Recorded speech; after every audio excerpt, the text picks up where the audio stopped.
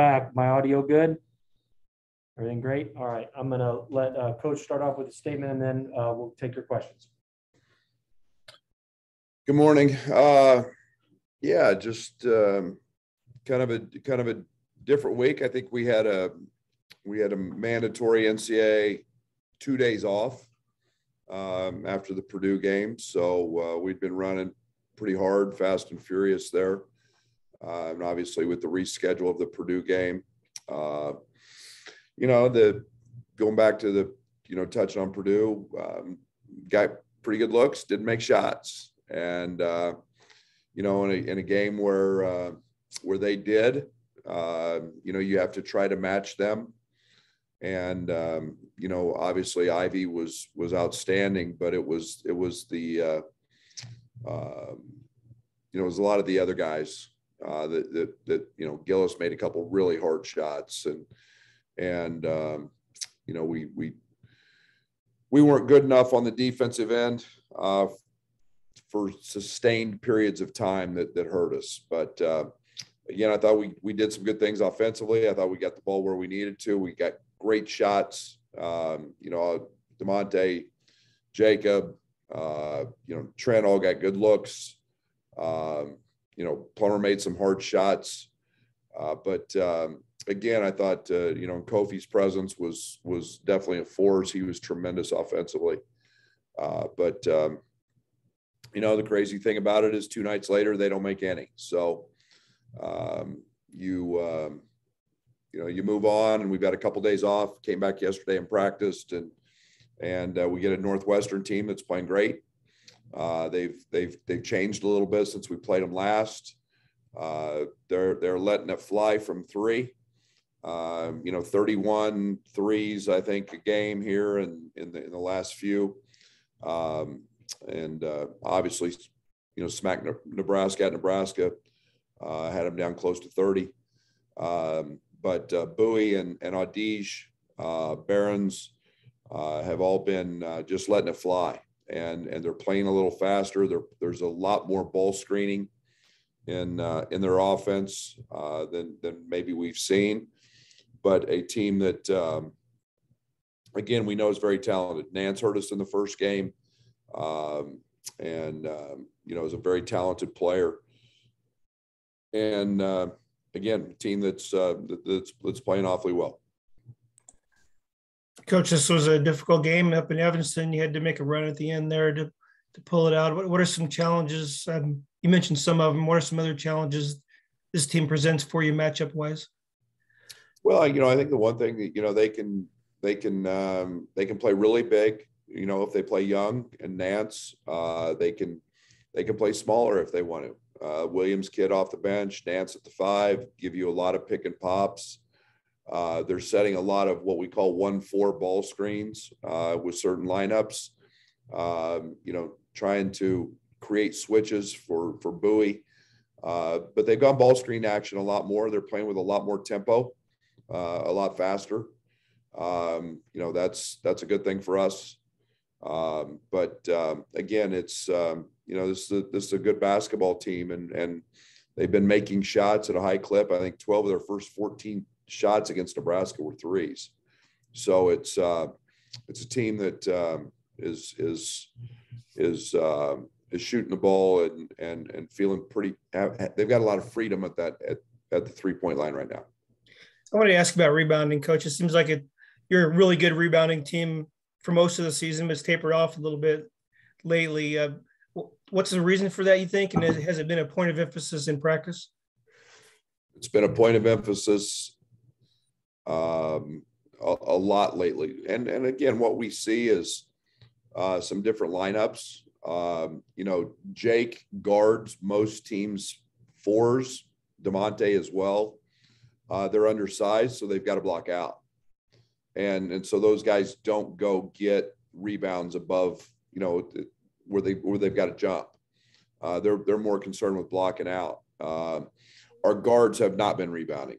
We haven't gotten rebounds from Trent and Plummer at a very consistent level. And that's, we've got to get, those guys got to get long rebounds. And then everybody just runs their whole team at Kofi. So it's one of those things that we've got to be dialed into. It's a point of emphasis, and it's something that on both ends of the court, and we got to find ways to get easy baskets on the offensive end. We've got to get guys going back. We've got to, we got to get back to the physicality of the game, and that's one of the things that we've got to get better at. Thanks, Coach. Hey, Brad, Trent had a pretty noticeable limp post-game after leaving earlier in the game. Do you expect him to go tomorrow? 2 days off. He's been good. That helped him. And will there be a restriction, or is he all the way good to go, do you think? He'll be good to go. Thank you. Good morning, Brad. I kind of wanted to ask about RJ. He seems to be this guy who just really trusts the process. And he said a lot of it has to do with where he comes from and his family and kind of wanting to prove them that he's good enough or whatever.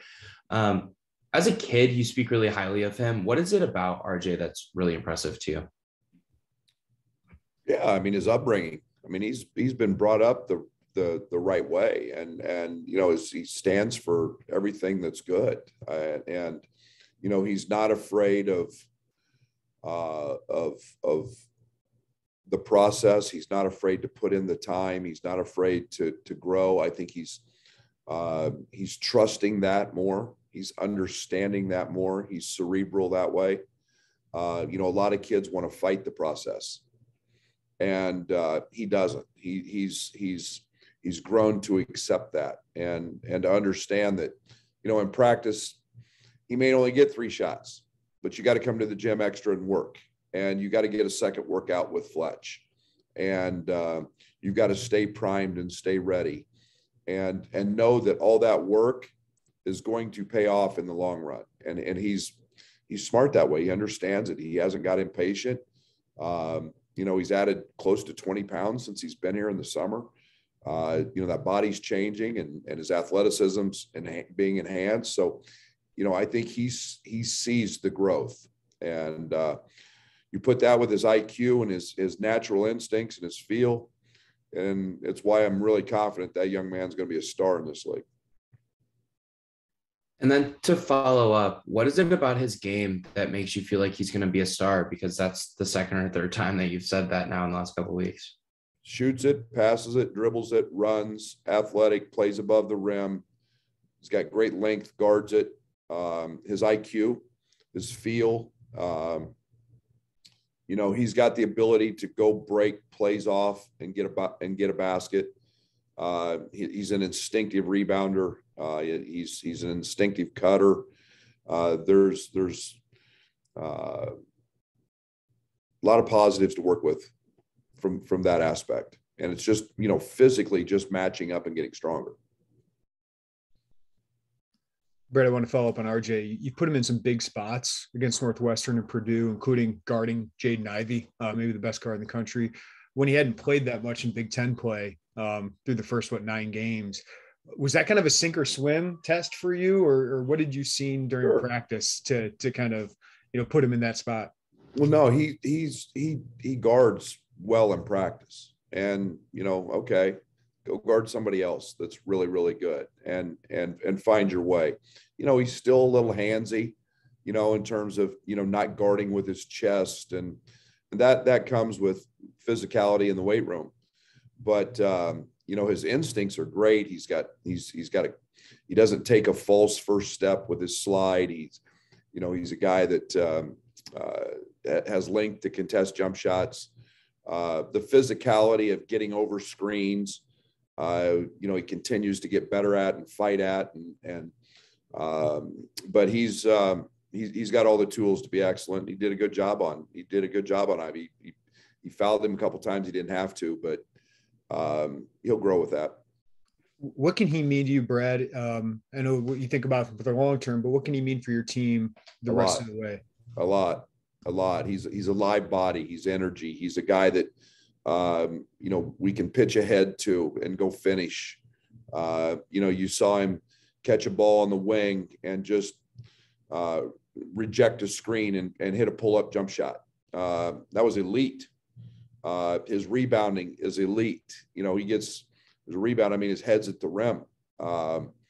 He's just a guy that gives us a shot of athleticism, gives us a shot of energy and playmaking. Thanks, Brad. And then Brad, they kind of follow that. I know Luke and Brandon have each kind of gotten their own stints too. Having all these freshmen kind of play these minutes early, how much does that kind of maybe extend your rotation or ability to extend your rotation later in the season? Yeah, I hope so. I think you start getting into this time of year. I think that it's trust for me. And I trust all three of those guys. Brandon yesterday had maybe his best day of practice ever. And he was running on the scout team. You start to see, Luke's development and making shots and his physicality. Now RJ, and that gives you confidence as a coach, not for next year or the years to come, but for the postseason. And you're not afraid to play those guys. And if that can help Jake and DeMonte and Coleman, and it can help those guys and replace, I don't say replace, but we don't lose ground going to those guys, and it gives those guys a chance to recover and stay fresher. Absolutely. That's a plus for us.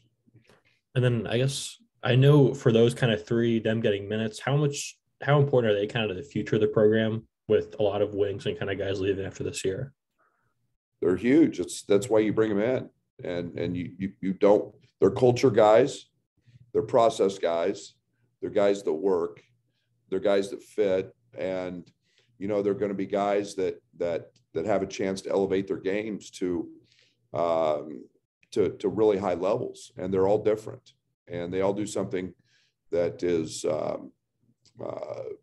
has a chance to be elite at this league to allow them to be successful. So, yeah, I'm really excited about those three. Thanks. Hey, Coach, we saw Curbelo get extended run against Purdue. How do you feel his chemistry is coming along with the other guys, whether it be on the court or in practice, and just not having a lot of prep time, being out and then coming back? Better. It's better. That's like, I think one of the challenges of like having to take 2 days off is we don't, we go back into prep mode. So you don't get, it's hard this time of year, guys, because you don't, and we're dealing with COVID and rescheduling. You don't get a lot of practice time, and this team needs that. But I think the one thing that we're understanding is Bello can get one anytime he wants, pretty much, and he can get in the paint anytime he wants. And it's he's shooting the ball, from three well. He's and it's trying to, find the balance with he and, who's on the ball matchup wise. And that's probably more of our challenge right now. The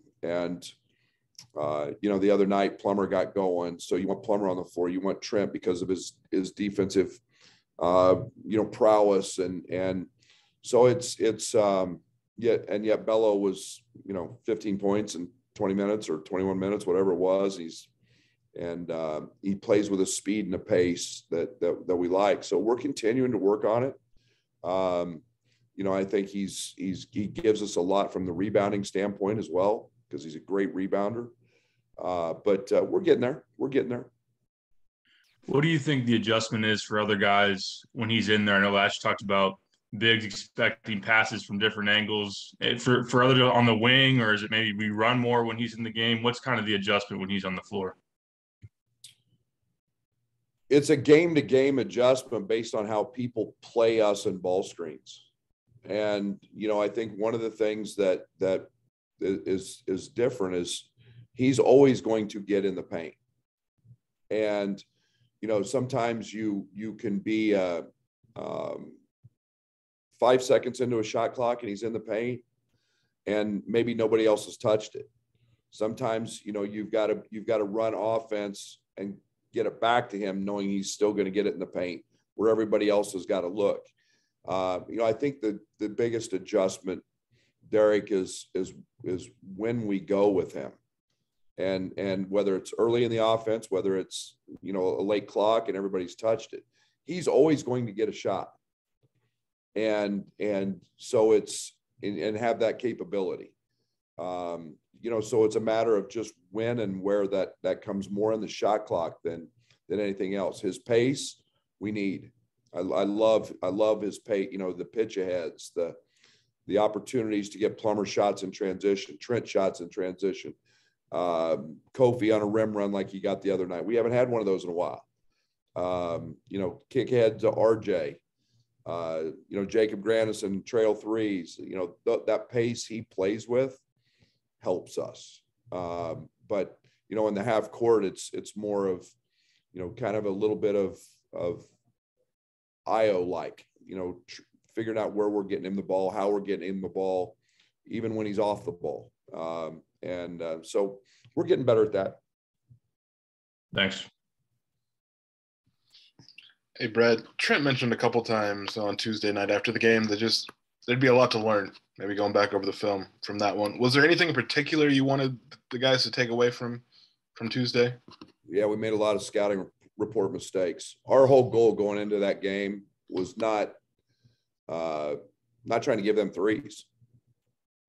And, you know, we made a couple of strong side corner mistakes that gave them 2 threes.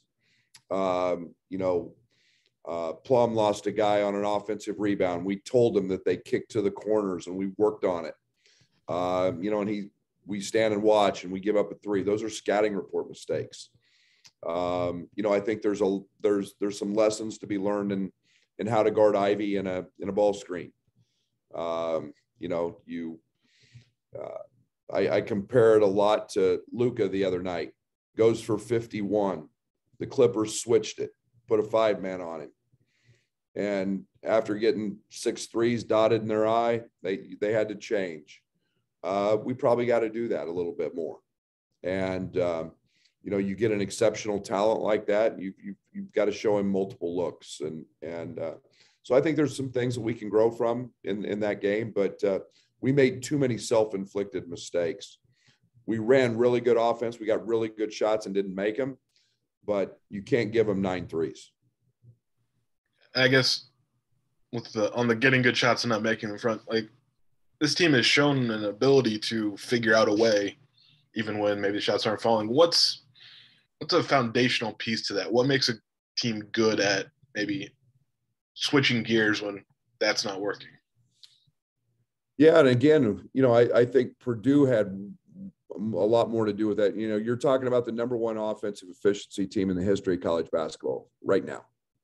And Purdue stresses you with that, you know, that you've got an elite pro talent, you've got legit size and 2 guys, and especially Edie. And then you surround them with 40% 3-point shooters. They stress you on that end, and you can't make mistakes. And nights that you don't make shots, you kind of feel that building up, you know, like, you know, and we weren't good enough on the defensive end stopping them. They played great. They played terrific. And, you know, both nights they've played us, they've been very good. And the next games they've lost, you know? So it's you know, we got to be better, but they put a lot, they're a good basketball team. They put a lot of stress on us and they made shots. Thanks, Brad. Coach, I want to ask you a little bit more about Pete Nance. What is it about him that's a matchup challenge for you? I know you're not going to tell me who's guarding him tomorrow, but does his length give you a little bit of trouble? He's a very, very skilled player. He's very athletic. He's got great bounce. He can deck it. You know, he can shoot the 3. And he's a matchup nightmare. And, you know, that's why that young guy is going to have a chance at the next level.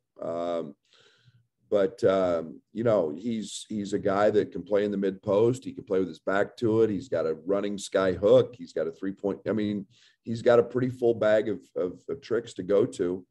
And, you know, you've got to make him not just a player on the offensive end. You got to make him play on the defensive end as well and guard. But yeah, his versatility is his biggest strength.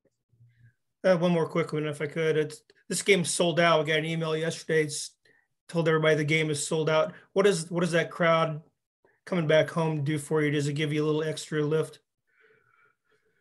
Absolutely, 100%. And after being at Purdue the other night, you know, it was a huge lift for them. It was deafening in West Lafayette the other night. I don't know if I've been in a place that was maybe since Allen Fieldhouse and Bramlage Coliseum back in the day that was as loud as that place was the other night. And our crowd is a big part of our success at home, and it's something that makes this place special. And you know, when you come off one like that on the road, where you saw the impact of the crowd and the noise and how hard it was to communicate and talk, we look forward to that. Brad, you talked about freshmen and understanding the process. When this day and age, I don't know how easy that is. What is the key to a freshman having that, and you guys kind of, you know, cultivating that and them to be patient with the process? Well, it starts probably before they get here, Jeremy. I think it's character. I think it's you know, open lines of communication. We don't shy away in the recruiting process of telling guys the word development program. You know, we've got a great strength coach. We've got you know, we look at Io DeSumo, and he's a 3-year guy, and added 30 pounds and, you know, mid-range game, and go through everything else. And it's every player right on down the list. And so we don't shy away from that. No matter what they're being told since they're 14, that they're a one and done and they're a pro, you still have to get them to understand that, you know, that we talk a ton about family and we talk a ton about winning, and winning's really hard. And, you know, most kids have won, but it's come easy for them because, you know, they play in high school where it's an extracurricular sport. Now it's a business, and it's challenging, and it's against the best players in the country, and it's against people that can be 4 or 5 years older than you. And they don't recognize that until they actually get here. But I think, you know, communicating with them, teaching them how to work, teaching them how to deal with adversity. Everyone goes through adversity, and, you know, you can either let it be one piano on your back or 2 pianos on your back, whatever, and keep letting it weigh it down. But if you don't learn to deal with that, you know, you're probably never going to make it here or anywhere else. But so we talk about it all the time, and you know, you can't make excuses. You can't keep score. You've just got to be you. And so we open those lines of communication, and, you know, good. And I live by a saying, good things happen to those who work hard. Thanks, Brad. Hey, Coach, I wanted to ask you about Io. Double-double last night, another one. Specifically with his success this year, how much do you use that as a conversation in recruiting for guys that want to have the type of success he had at Illinois and then want to be that guy in the NBA? How much you find yourself talking about Io? I hope I don't look that dumb, Derek, that I wouldn't use that. Maybe I do. I mean, you probably ask my wife, she might tell you that I am. Yeah. I mean, who I mean, he's an unbelievable resource piece to talk about, because he listened. He's not afraid to listen. You know, I'm watching the game last night, and Alex Caruso in the middle of the game is coaching him up on a you know, a play that was being questioned, wasn't a foul, and he's coaching him up, and Io's sitting there just staring him right in the face. It wasn't, you know, screw this or this or this. I know what I'm, you know, no, that kid's just, and he's such an example of how to do it right, and understand he doesn't have all the answers, and understand he doesn't know anything, and deal with adversity. And, you know, the thing I respect more than anything about Io DeSumo is the big picture for him never, the moment, the game, the play never gets in the way of the big picture. And for him, the big picture is winning. And it's